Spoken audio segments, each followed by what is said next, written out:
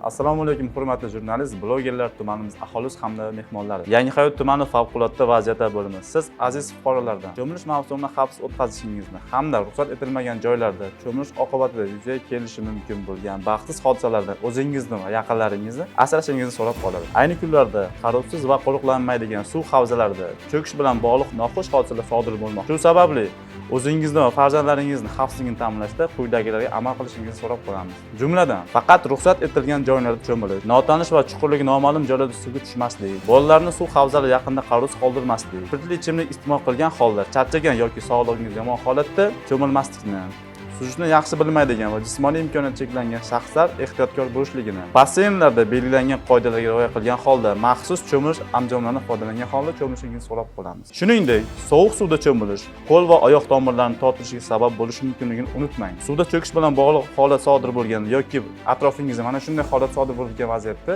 bevosita 101, 10 yoki 112 qisqa raqamlarga murojaat qilishingizni so'rab qolamiz. Unutmang, o'zingizni va yaqinlaringizni salomatligi o'z qo'lingizda.